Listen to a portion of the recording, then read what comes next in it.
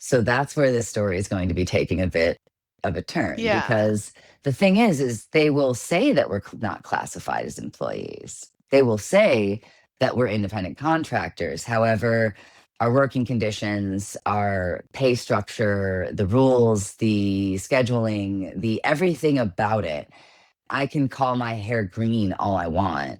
It doesn't change the facts. So Yeah. that's actually something that is currently it's working its way through the NLRB right now.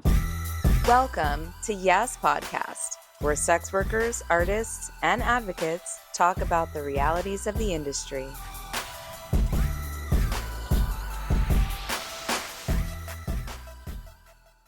You're listening to a show on Yes Network, a collection of podcasts created through Yes Work. Learn more at yeswork.org. Hello, everyone, and welcome to Yes Podcast. I'll be your host today, Daisy Ducati, and thank you so much for being here with us. Before we get into today's episode, I do want to remind you that Yes Podcast is produced by Yes Work. We are a nonprofit organization dedicated to changing public perception via media. And if you love our podcast, please consider donating. Donations like yours keep our project going. So head to yaswork.org/donate. Thank you so much. Today's episode, we're going to talk about what's going on at Sheri's Brothel in Nevada and the unionization effort of the workers. So we're here today with Jupiter Jetson. How you doing? Hello, nice to be here. I'm so excited to get into this. This is a topic that's close to my own heart. So, before we get into the juicy bits, tell us a little bit about who you are and your connection to the brothel. My name's Jupiter Jetson. I actually am a porn actress and a brothel worker. However, my time in the brothel actually predates my entry into mainstream porn. I have been working at Sheri's Ranch since May of 2018. So it would have been 8 years coming in May that I've been there. Awesome. Yeah. So, what's happening? So, actually, first, let's talk about the legal brothel system in Nevada for people that don't live out here. How does that work? Yeah, it's funny. It's become so normalized to me over the last 8 years that I kind of forget that for a lot of people, the Nevada brothel system is just a complete blank space in their Yeah. knowledge. So, the way it works is that, so of course, Nevada is the only state that has legalized sex work. However, there is a bit of a misconception with how that works. A lot of people think that it's legal in Las Vegas. It unfortunately is not. Sex work is only legal, well, full service sex work, to be specific, is only legal in about most counties in Nevada. There's 19 specific locations left. No county that has a population of 750,000 or more is permitted Mhm. to have a brothel. So it's population based. And the way it works is ladies show up at the brothel. Of course, we have to be hired first. So there's a pre arrival human resources component. Once we arrive, we fill out our contracts, we fill out the forms for our sheriff's card, we are STI tested, and then once we clear the STI tests, we go to the sheriff's office, get a photograph, fingerprints, background check, and the stamp of approval from the state, and then we can go and get to work in whichever brothel hired us. Got it. And so, what do the contracts normally look like for this kind of work? I can really only speak for my experience at Sherry's Ranch. I Yeah. did work very briefly at a different brothel that actually doesn't exist anymore. Rest in peace, Kit Kat Ranch. Yeah, it was my very first house. I was there. I mean, I was only there a grand total of 6 weeks, spread over 2 months, but still Yeah. special place in the heart, and now a very special charred hole in the ground. But I can't really speak to what the contracts look like at other places. But I do know that historically, the contract at Sherry's Ranch was always fairly. I mean, it was never a wonderful contract, but it used to have fairly standard components in it. They use a lot of our photos for advertising. So, of course, there was a photo release, and just your basic worker business relationship contracts, things like don't trash the place, don't speak badly about the place, things like that are fairly common sense.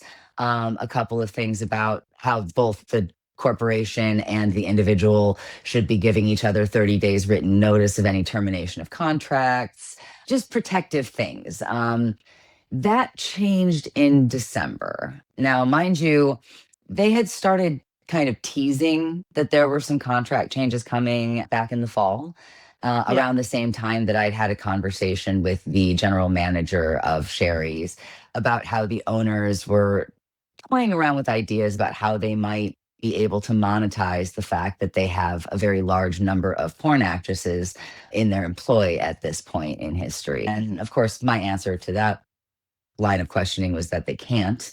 They cannot monetize our content, but I digress. Yeah. They had been saying that there were going to be new contracts coming and that they were going to be released the week of Christmas, and that they were no major changes, just tying up some loose ends, fixing some clerical errors.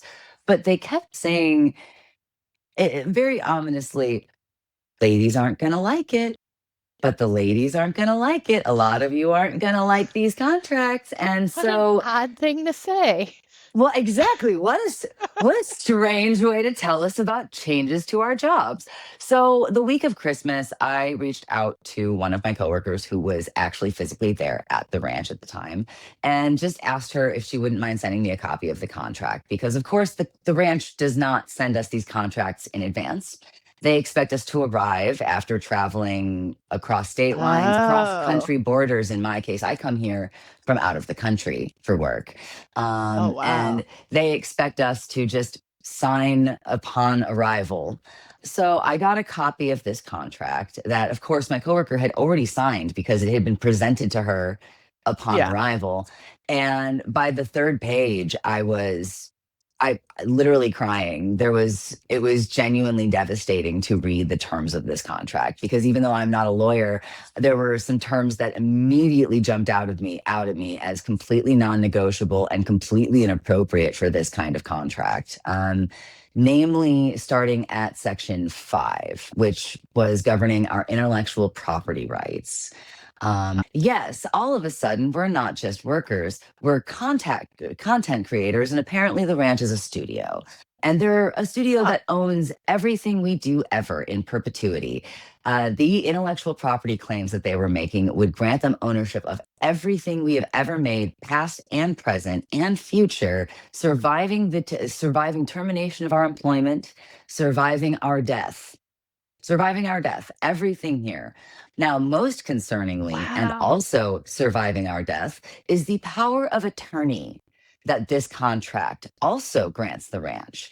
Because in the event that after trying to get us to sign on the dotted line to sign over our copyrights, we refuse, we were supposed to be granting them our power of attorney to sign documents for us.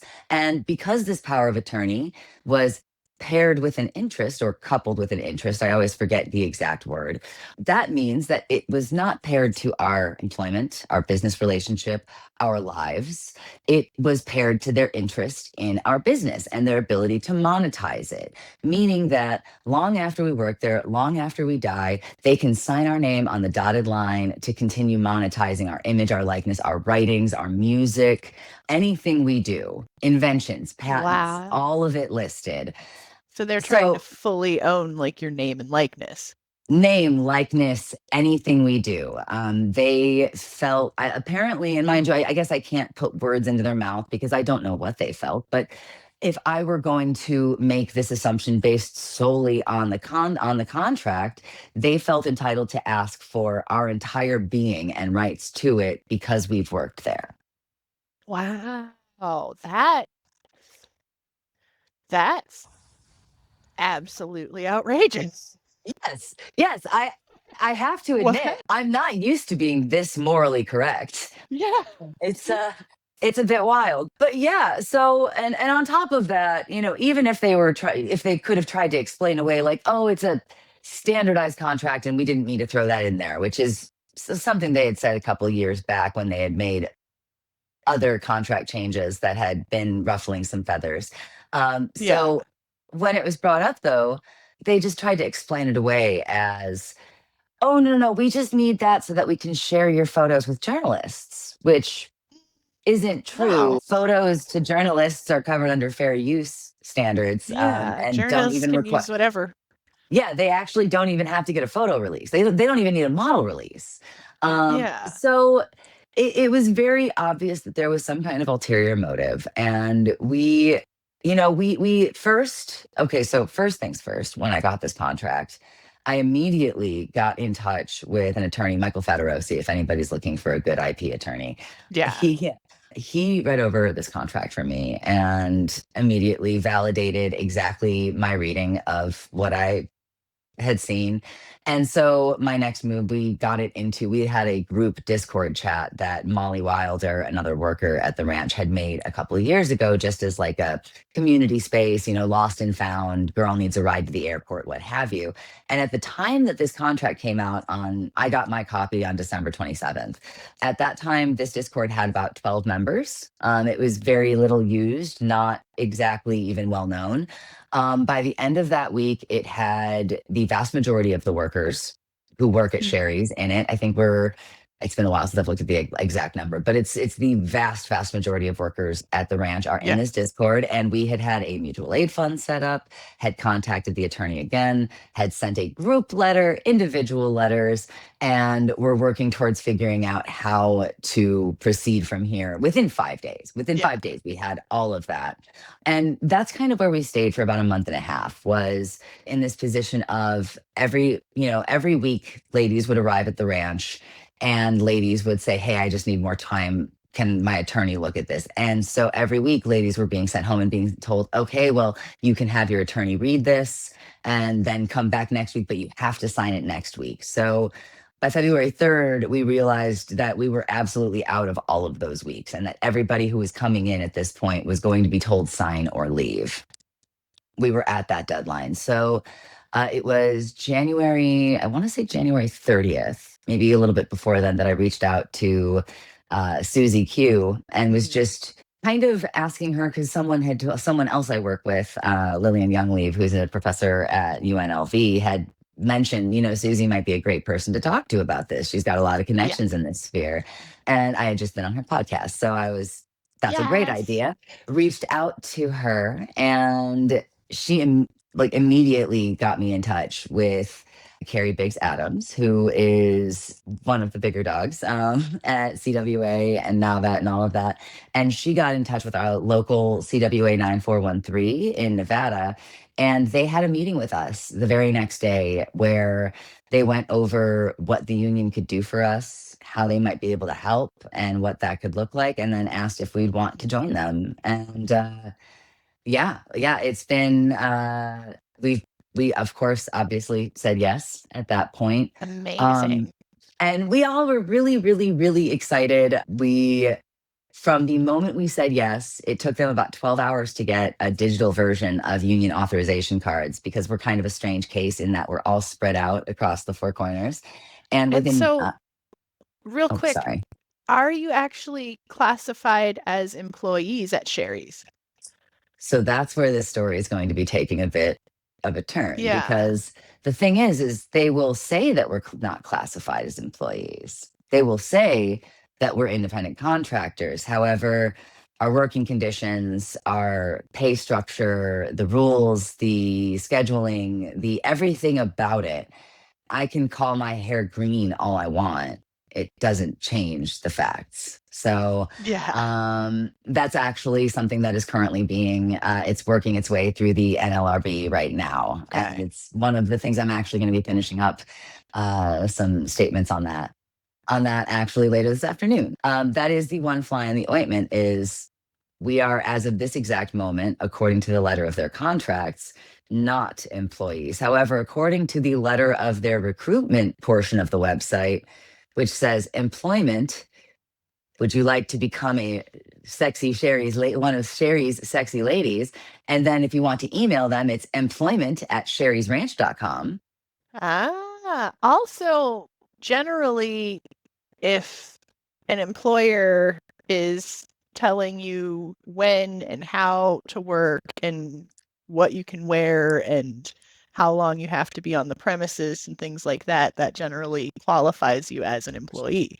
Now, we don't pass any of the ABC test. We cannot work from home. And there is this party line that the ranch will try to sell to us that, we have to pay for all of the products and the things that we need to do our job. But if you actually look at it from a lens of reality, no, we don't. We pay for condoms, we pay for lube. And if you're one of the ladies who doesn't just dress like you normally do, but with maybe more skirts involved, you have to pay for clothes. Beyond that, what else are we paying for? We aren't paying for the sex furniture. We're not paying for the location. We're not paying for, the amenities. We're not paying for Nuru Gel. We're not paying for the events that they are putting on to attract customers. We're not paying for any of the things, the website, the things that we are actually needing to do our job. Yeah. Not really. Not really. I mean, and that one's really the only even slight gray area because yes, I have to buy my own condoms. Everything else is provided by the ranch, the linens, the towels, the everything. And beyond that, the amount of control that is exerted over us. I mean, we don't get to choose our doctor. Yeah. We don't get to choose what day we come in. We don't get to choose how long we stay. We also don't even really get to choose what weeks we work. We can request, we can say, I would like to work. Like, for example, if I want to work this week, but they actually have things going on that week and they don't want me there, they can say no. And they can give that spot to somebody else that they think would be a better fit for that week. Like, we are given the illusion of control, but no actual control over the methods of our work. And it's my understanding that they also have very specific rules about like not leaving the premises while you're working. Yes, this is actually something that I started advocating against in 2021 within the House, not publicly, because in 2021, the laws were changed in Nye County. Before then, we were not legally allowed to be off campus for more than 24 hours. And before that, it had been for more than 8 hours. And even more restrictively, when it first was written, it was no more than 4 hours. So we have been in the brothel industry, specifically in Nye County, because it is of its proximity to Las Vegas.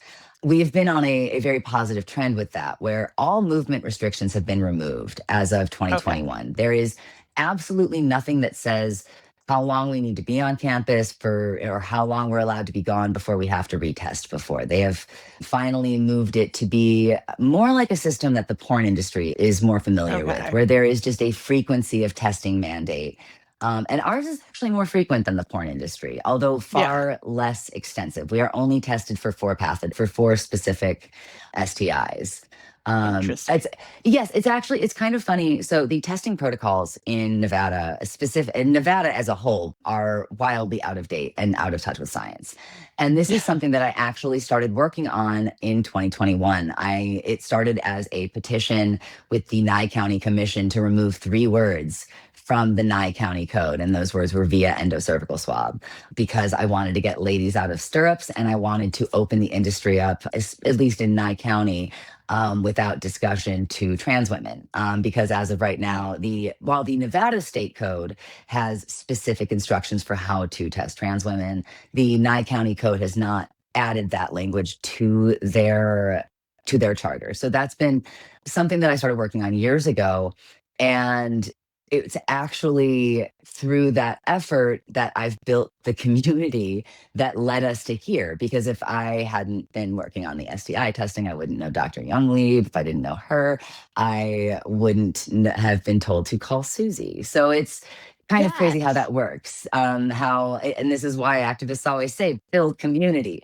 Let's give a little background for the listeners on who Susie is, because I know Susie from back in the day. Fair enough. We both worked at the Lusty Lady in San Francisco, which was the first unionized, cooperatively owned strip joint.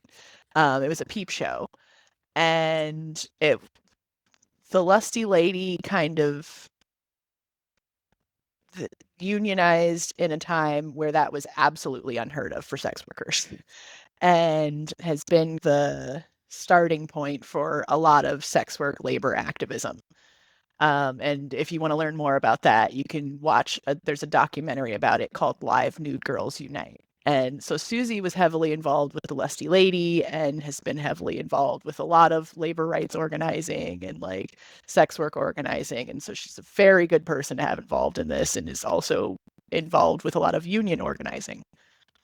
Yes, she proved to be incredibly correct because within 24 hours of getting in touch with Susie, we had a meeting with the CWA, and that's kind of what led us to here, which is where we're at. Although it's, believe it or not, all of that is the not dramatic part of this story. Once we got the invite from CWA, we started collecting union cards. And within 24 hours, we had more than half of the ladies, but we wanted to have a supermajority. So I came in person to the ranch the day that there was the changeover day, where everybody was coming in, and flagged ladies down in the parking lot, getting them to sign. There was another lady, a friend of mine, Paloma Carr. She was in the building sending ladies outside to me, like, Jupiter's got a message for you. She's sitting in her van. And that was how we got to a supermajority within 48 hours of actually even getting union cards, which is, we didn't even realize how wild that is until afterwards. Yeah, that's fast. The same, yes, super fast. And again, we were like, it's so funny in retrospect because we were like, I don't know if we've got the kind of support and solidarity we need. And it's like, oh God, we're killing it. We're killing it. We're doing so good. But and I highly doubt any of the workers actually want to sign over all of their rights. No, nobody. It's such an absurd ask. I don't know of anybody who's just eagerly awaiting giving up the right to their own signature. And not even for compensation. That's the thing. Explicitly for free. And actually, they've tried to release like 5 different versions of this new contract to placate. And the newest version actually not just gives them our rights for no additional consideration, but also explicitly forbids us from monetizing our likenesses and our content. It's wild. It's wild. That one doesn't count because thankfully that one doesn't count at all because it was already wildly illegal for them to even have another new contract after we unionized. Like so basically I guess we're getting ahead of ourselves a little bit. Just a little bit, because their response to our unionization is just truly wild. So we submitted our union authorization cards that day. The next day, we handed out some like bingo solidarity cards that had like the common arguments against the union that the ranch is going to make and all of that. That same day, they received notification that we had been unionized. And the very next day, me and Paloma were fired. I was fired first via email. And then 10 minutes later, she was fired in person at the ranch. That's conspicuously illegal. I'm sure. Considering they had just approved 3 months worth of dates for me, and I hadn't even been at the ranch except to collect union cards. I'm sure it had nothing to do with the union. That's sarcasm for those among us. But they fired me and her on day one. And things stayed fairly quiet for about 5 days. And then the next changeover day, or 4 days, on Tuesday, the next one. Oh, wait, no. Yes, Adeline was next fired because a lady tried to sign under duress with the contracts. They fired her. They also soft fired another lady who because they finally hired a labor attorney, may end up coming back. But they definitely hard fired Molly Wilder, who appeared in the AP with me after the article came out. She was fired. And the ranch has just basically gone on a rampage of unfair labor practices. They are quite popular with the NLRB right now. Yeah, that happens when unionizing starts. Yeah, tend to hit the fan. Yes, they do. And that's the thing, is it seems as though, at least at the outset, they thought we were bluffing. Like that's the impression that we all get based on their response, is they thought that we didn't have a leg to stand on. I think they still think that. I don't think they realize how much they've treated us like employees. Yeah, that kind of happened with the Lusty Lady too. Like the dancers were already considered employees, but still like once the unionizing started, there was this like backlash from management that was just so obvious and so illegal. And like you're not going to get away with this. No, and that has been the really wild and really beautiful thing that I think is coming out of this is that, in Nevada, the brothel system has always existed in kind of its own weird little legal bubble where the general vibe and the general feeling is that this job is illegal everywhere else. And so if you rock the boat in any way and you try to change even a hair of this system, the whole house of cards is going to crumble and the whole thing's going to go away because that makes total sense that they're going to just completely destroy a multi-million-dollar tax-paying industry in a state with no infrastructure because the workers want rights. That makes tons of sense, totally tracks. But there is that idea that if we push too hard, then they'll say, well, I guess if the ladies are fighting for their rights, I guess it means they don't have one, they don't have them, and we must shut it down. And I have more faith in society in 2026 than to think that people are going to say the answer is to just shut it down at this stage in the game. Yeah. And one of the most powerful tools that we have as sex workers and as women is the constant underestimation of us. People love to underestimate us and think that we don't know what we're doing and that we're not going to follow through and that we're not going to put in the work to fight for what we need. And when they underestimate us, it gives us power to do what we need to do. Yes, every attack is a surprise attack when people have no acknowledgement of your abilities. Yes. On that note, we're going to take a quick little break and we'll be right back after a quick message. We love doing this work, maintaining a platform for sex workers to tell their stories, entertaining and educating the public. If you love our podcast, please consider donating. We are now a 501c3, so your donations would be considered tax deductible. Go to yeswork.org/donate and easily send us some support to help keep this podcast going. That's yeswork.org/donate. And we're back with Jupiter Jetson talking about what's going on at Sheri's ranch. So we talked a little bit about what the contract is asking, and it seems like this is going to be a very complicated legal battle to make this union stick. What does that path look like for you?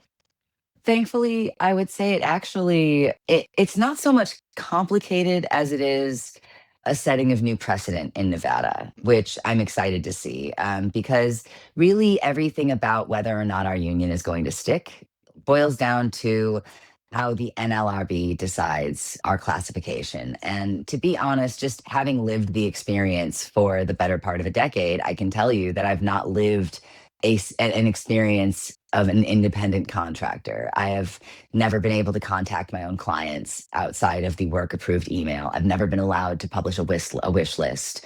I'm not allowed to have a website unless it mentions Sheri's Ranch explicitly. I am not allowed. I'm not allowed to wear jeans. If I want to wear jeans, yes, there are specific rules. If I would like to wear denim, the only denim I'm allowed to wear, it must show at least this much butt crack or butt cheek. There's rules about how much butt cheek I have to show. And there's clients that specifically fetishize jeans. Yes. It's become an issue with a lot of ladies because it used to be that Fridays we could wear pants. And that we weren't allowed to wear pants any day but Friday. But now we're allowed to wear pants any day we want, but they're never allowed to be jeans unless they're booty shorts. Weird. There's things like that. Rule. Such an odd rule and seems so arbitrary, but it's,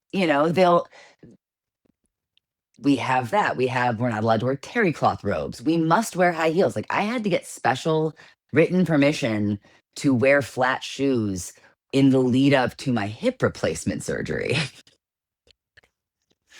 Like, What? yes, like I had to get special permission and it wasn't blanket permission. Like anytime my hip was in pain, I had to be like, oh, I have to wear flats again. Like it wasn't just you can wear flats whenever you need to. It's nope, you need to get permission every time. So that way, because you're not allowed to wear Wow. flats into the bar. You're not allowed to wear flats in a lineup. Like there are very strict rules about how we present ourselves, how we advertise ourselves, where we advertise ourselves. And these aren't, don't get me wrong, it can get a little bit confusing because there are so many rules that govern the Nevada system. And the ranch Yeah. will try to abdicate responsibility by saying that a lot of the rules that are just corporate rules are legal rules. So there is no world that I can see. There's no path forward that I can see in which somebody looks at the facts of our working situation, of which we have plenty of evidence, and says, "Oh yeah, these guys are totally independent contractors." Like I just don't see that. Like I can't imagine these circumstances that would lead to somebody coming away with that conclusion. So I wouldn't say it's a complicated legal battle. It's really just going to be more of a slog because we have to get to the point Yeah. where they agree that we are employees who deserve rights. And then from there, we get to start thinking about the negotiating table and we actually get to start working on getting them to the table to work with us in good faith to build a contract that makes both sides happy. Yeah. And it seems like there's a lot of parallels in this situation to what happens with strip clubs and their classification of dancers. And a lot of times, the way that's handled is the club is often required to at least offer the dancer the option to be an employee. And a lot of clubs try to work around it or downplay it or not offer that option. But generally speaking, like if they tell you when, where, and how to work, then they have to at least offer you the option of being an employee. Yes, it's funny. I'm from Cleveland originally, and I worked as a bartender and cocktail waitress at the strip club in Cleveland that got sued, that changed the laws and kind of reformed the industry. And so I worked there in the days when everybody was an independent contractor, but was required to be there X amount of days per week and had all of these rules. And I got to see what happened in the aftermath when they changed the rules and the same club, didn't want to have to offer employee protections to their workers. That club went from being, I would say it was consistently ranked as the number one or number two club in Cleveland. And the last time I was in Ohio, I went in there and it's a ghost town because they don't want to actually guarantee that they'll have workers there on a slow Tuesday night. So there aren't any. There's a benefit to companies to have employees as well. It's not only benefiting the worker. It allows you to have staff, it allows us to have rights. I don't see the downside. Yeah.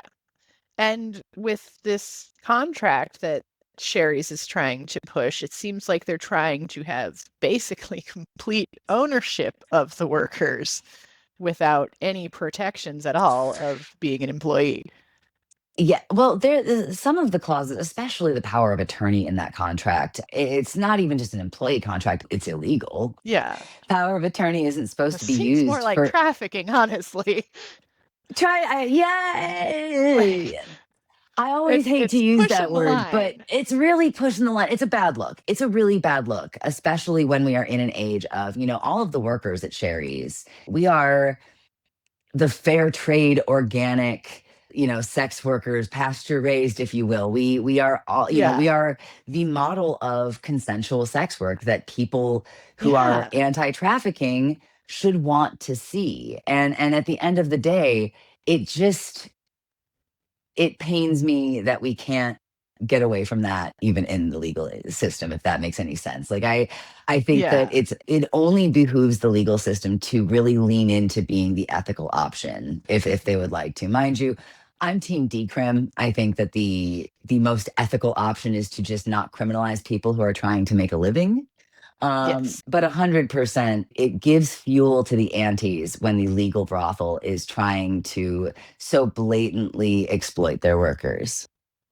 Yeah, and it brings up the conversation of legalization versus decrim and why we always push for decrim instead of legalization, because Well, there's so much room for exploitation. because that's the thing. If this wasn't one of only a handful of places that I could choose to work, sure, cool. Right. But the thing is there's literally a handful of places that I can work, and especially because I in particular am a fairly high profile worker in the brothels. It's not going to be easy for me to go to another house. Like I've built my brand alongside working at Sheri's. Like Yeah. that's where I work. And so, under a system of decrim, there would never be a situation where you have to choose between maybe finding another job or signing your life away. That's only possible in a system of legalization where corporate owners are allowed to hold a monopoly and gatekeep a safe workplace. Mhm. And if workers were allowed to control when and how and where they work and work independently, then this really wouldn't be an issue. Everybody would just be tell Sherry's to go fuck themselves, Exactly. basically. That is exactly what would happen, which is why, I would love to see a movement of workers gaining rights and it creating a domino effect that legitimizes sex work and allows for real discussion of decriminalization across the country. Because really, I think that is and it's not like I think this, it's that there's actual university studies that back this up. That it's Yeah. decriminalization is what leads to the least harm in sex working populations. It also lowers violence in general. It lowers crime rates in general. It also lowers a lot of specific health issues. I mean, it's better for society as a whole, not just sex workers. Yeah.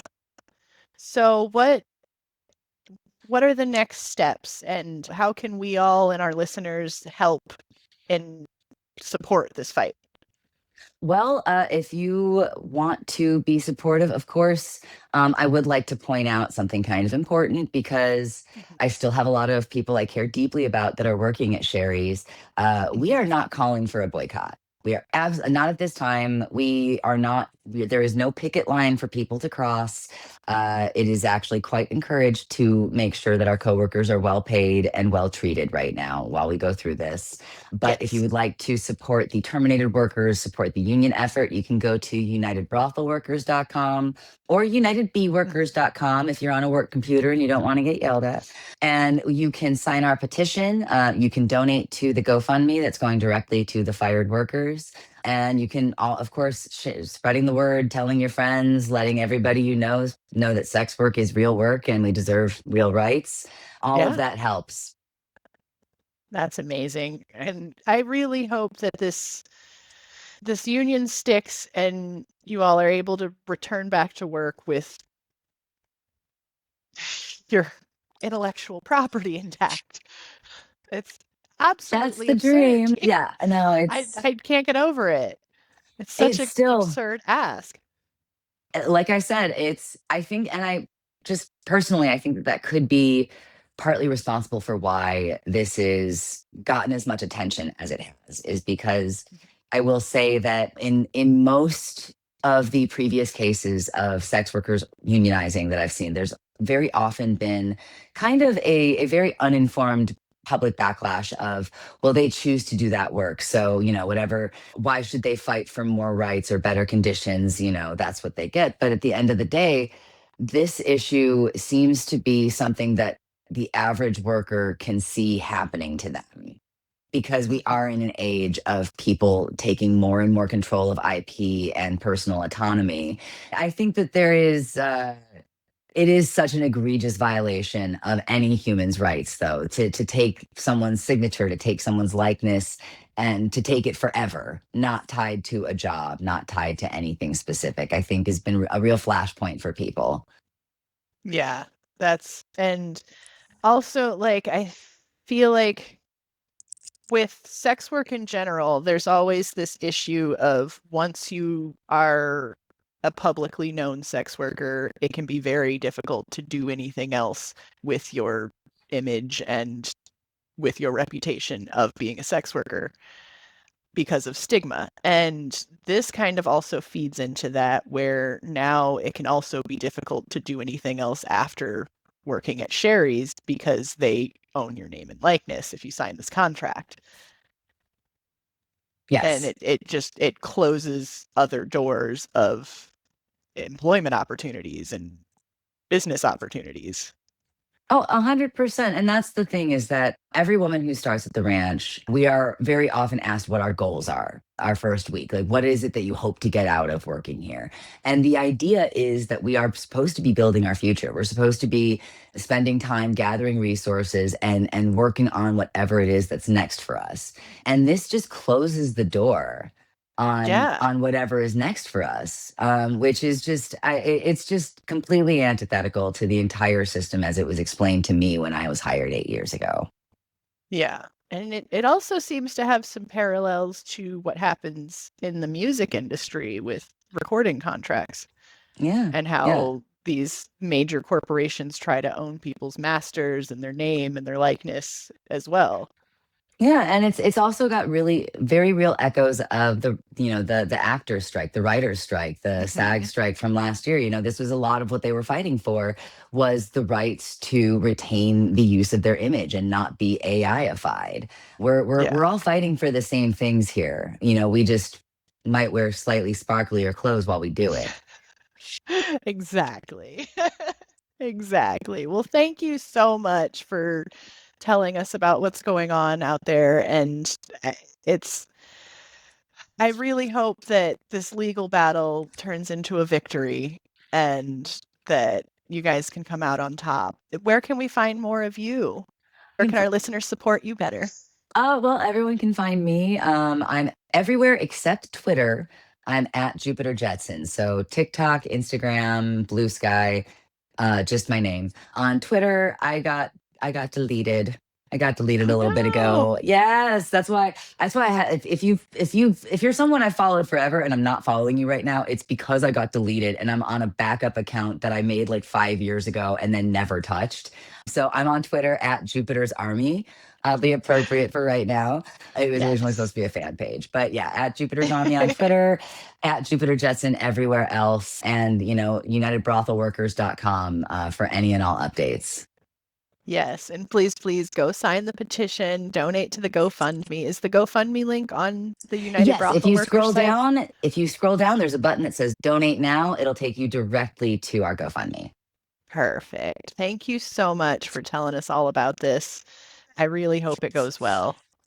Thank you. Pleasure's been all mine. And this concludes our episode of Yas Podcast. Make sure you go to yaswork.org/donate to support our efforts of spreading the good word of sex work. Thank you. Yes Podcast began as Yes, a stripper podcast, with original hosts A.M. Davies, Onyx Sachi, Gigi Holiday, and Daisy Ducati. Visit yaspodcast.com to learn about our hosts, our story, and comb through our archives of transcripts. You'll also find episodes as far back as 2020. That's yaspodcast.com. Yes Podcast is a part of Yes Network, a collection of podcasts created through Yes Work.